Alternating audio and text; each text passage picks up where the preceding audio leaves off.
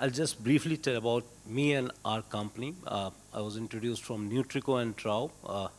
But in this forum, I am representing Skretting. Skretting is one of the largest feed manufacturers and one of the biggest innovators in this industry.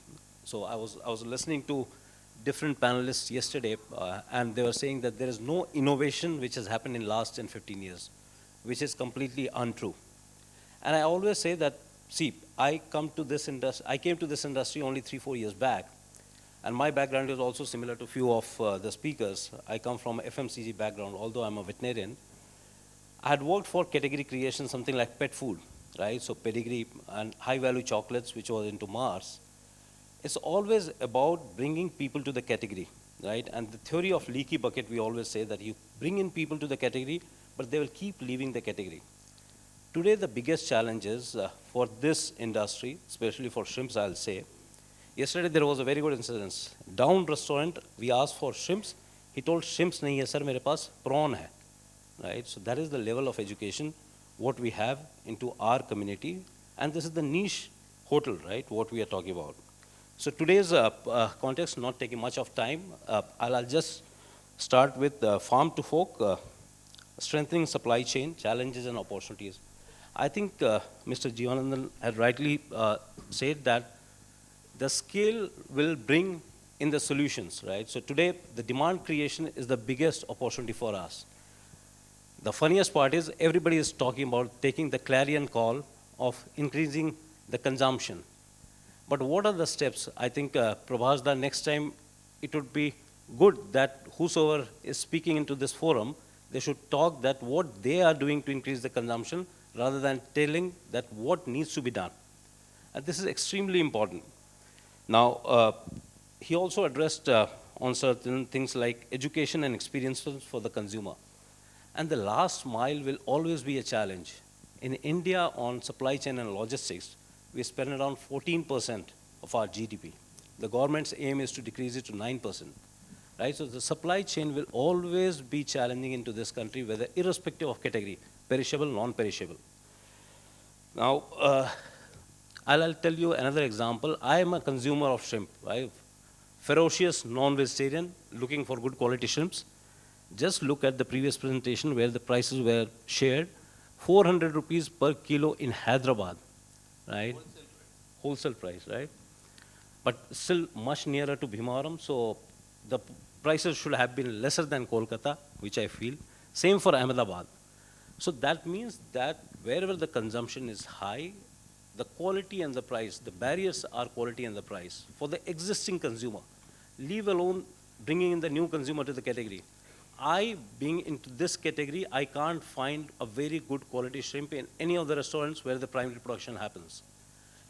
Understand, today the challenge is not there into supply chain. The pockets of production and consumption is the same.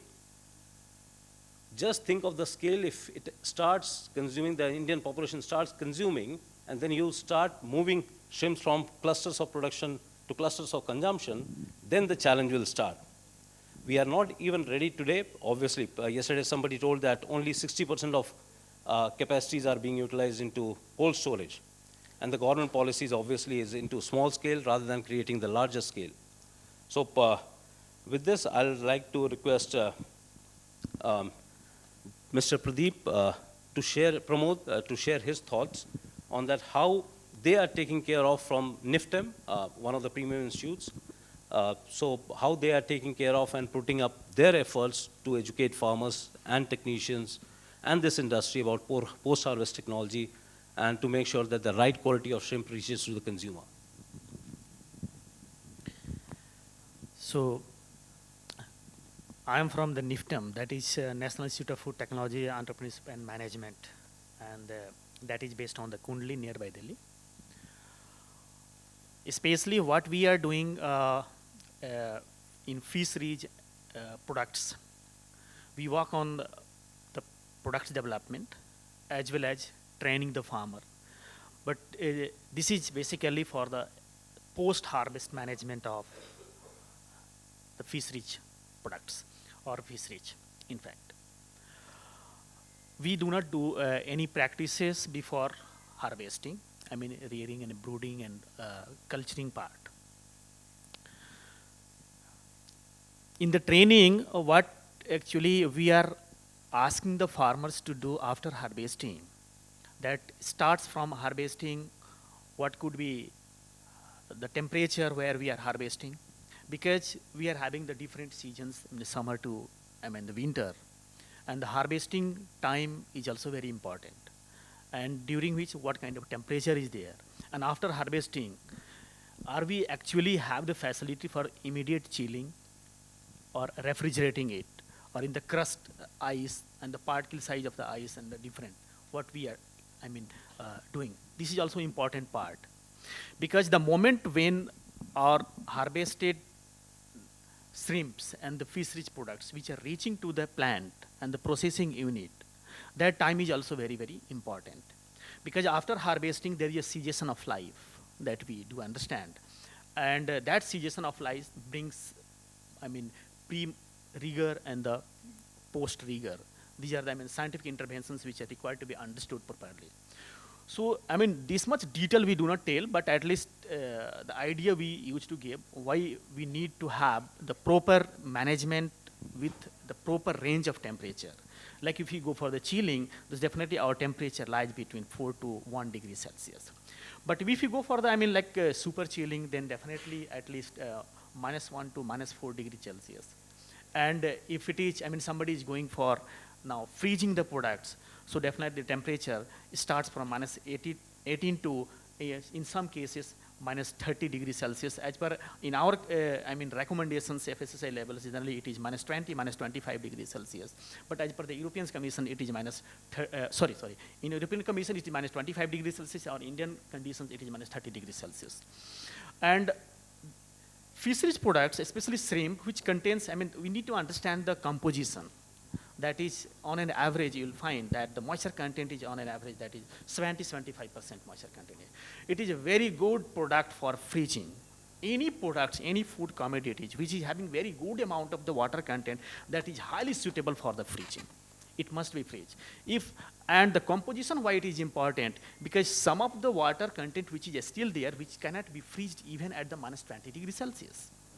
Because there is a depression of freezing point with the solid content that is present in the food, fish products or in the same.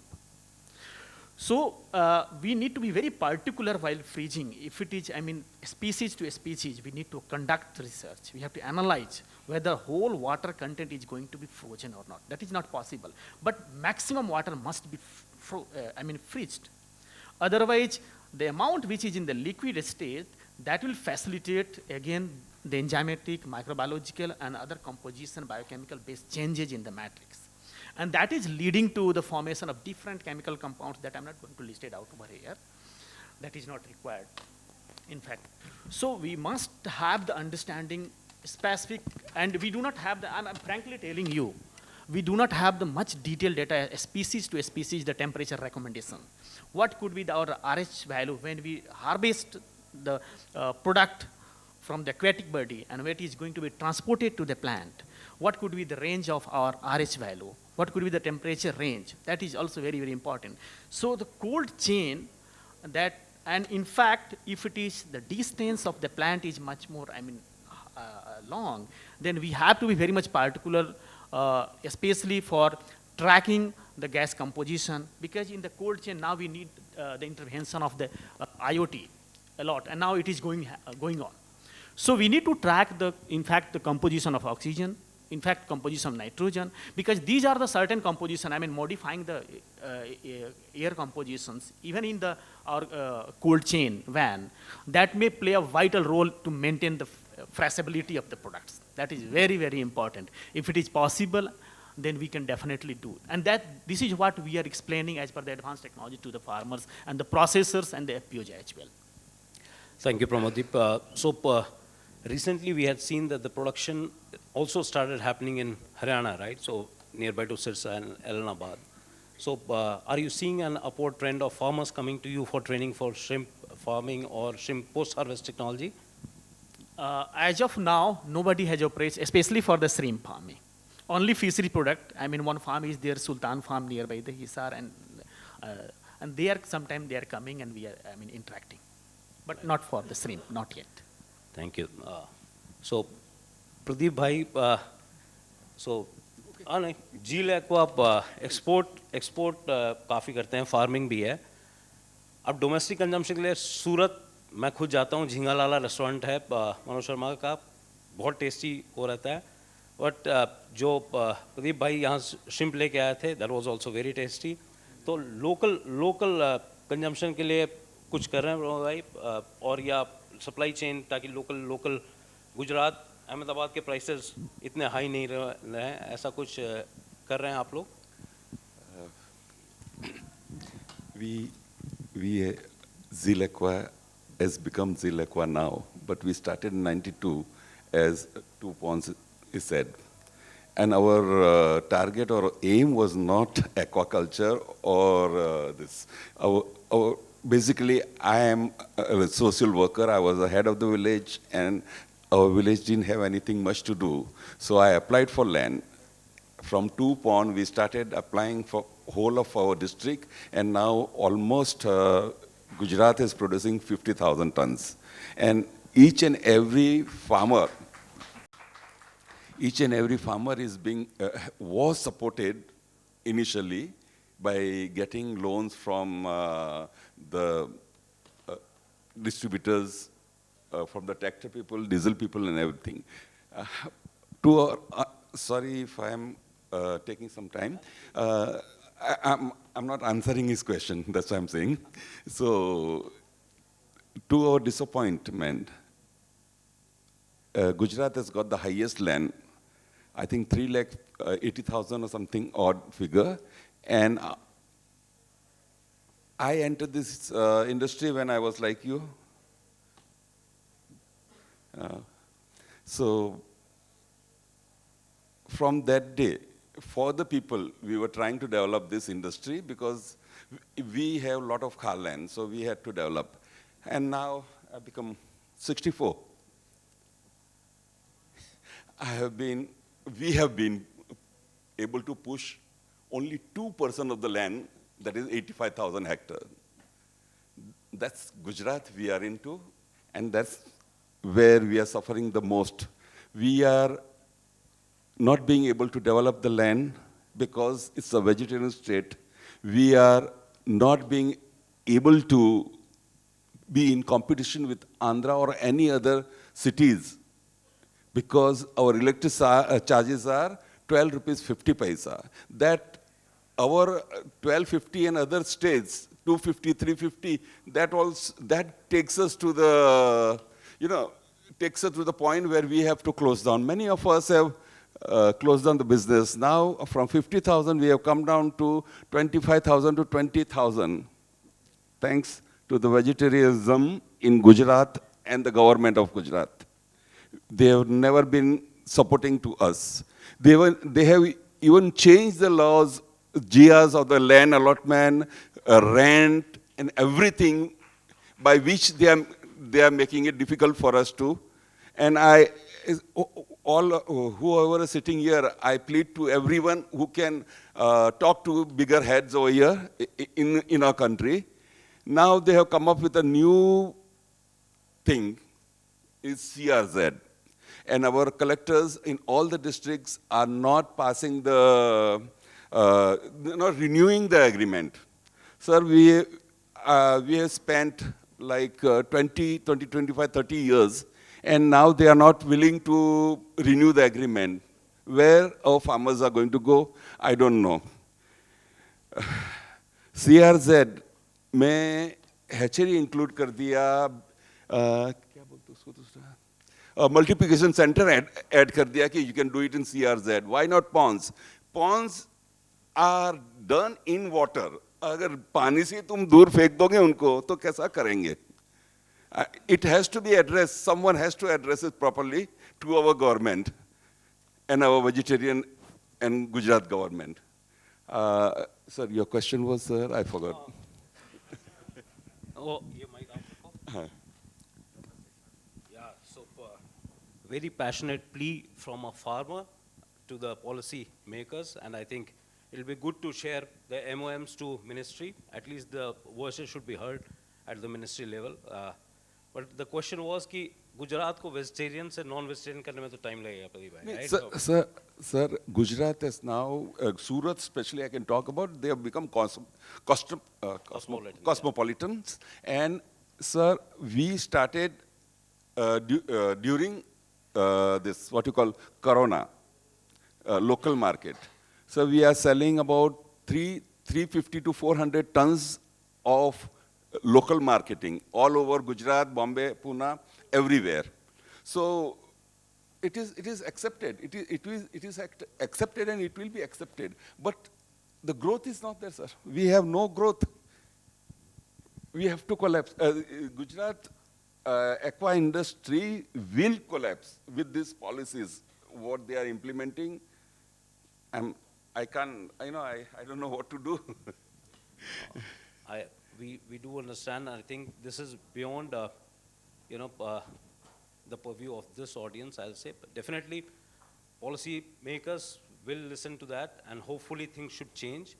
But if the consumption doesn't increase, whether it will be Gujarat or Andhra or anywhere, if tomorrow we are just praying that Ecuador energy crisis keeps on increasing and the prices should be good for Indian farmers, and Vietnam super intensive challenges remains as it is, right? But those external factors are beyond our control, similar to what it is in Gujarat. So how you feel and how you think that with these kind of restrictions also, we can develop the local market and supply them with the quality product?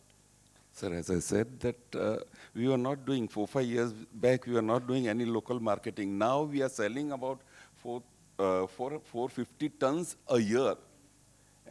And people are accepting, and slowly, steadily it will go. We have to fight our own way out, like cold chain, refrigerator trucks, and all those things. We are doing it, sir. Like, it can happen, but we have to coordinate, every one of us to coordinate, sir.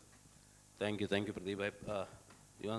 So my thing is that if Big Basket, retailer like Big Basket, who has that kind of pocket to spend to increase consumption, and you see you are there in this category for meat, fish for last 10, 15 years, what efforts Big Basket is doing to make sure that consumption, awareness about this kind of product increases, and the ticket size increases, because that will be helpful for the company as well, right? Like a e-tailer. Yeah, so I wanted to answer this question in two perspectives. Okay.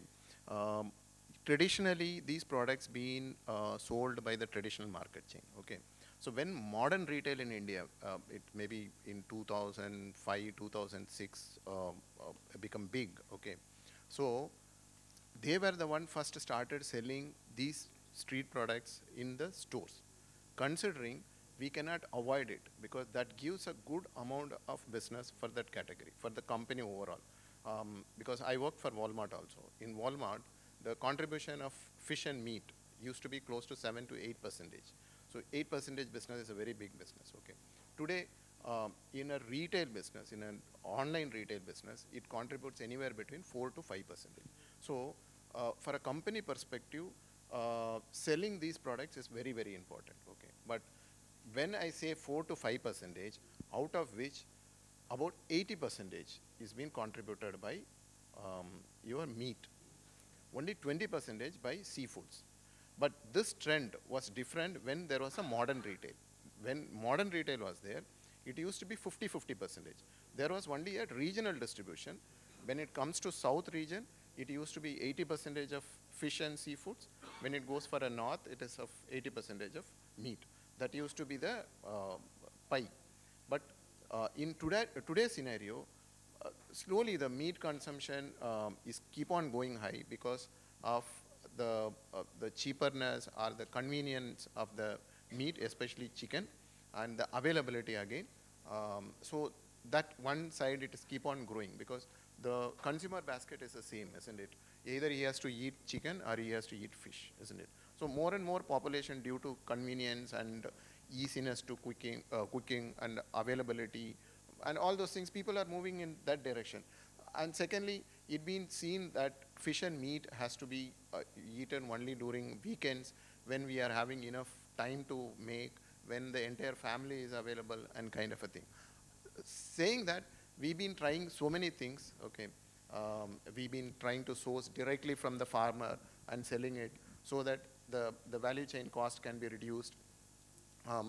And we've been doing smaller SKUs. We've been having influencers.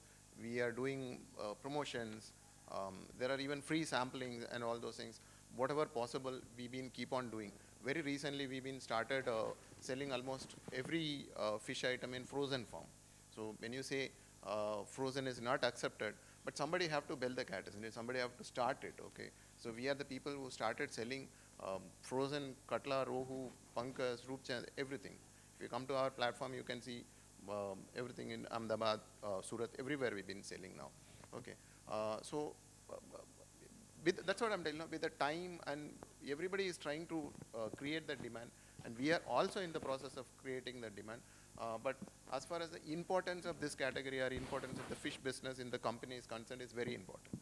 So companies keep on focusing on it, but market is not developing at that speed what we wanted, because either it is fresh to home or licious. Everybody is trying that.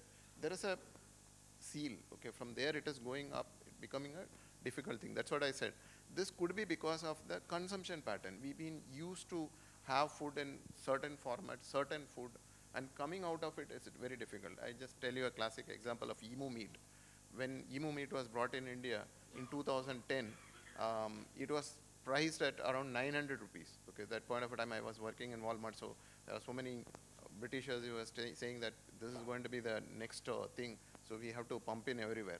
So when I tasted, I'm an R&D guy as well, okay. When I tasted, and when I looked at the product, when I smelled the product, I used to think, yeah, why anybody have to buy it? Because that point of a time, mutton was sold at 450 rupees, and this was sold at anywhere between 800 to 900 rupees. The color was not good. There was no flavor. There is no taste.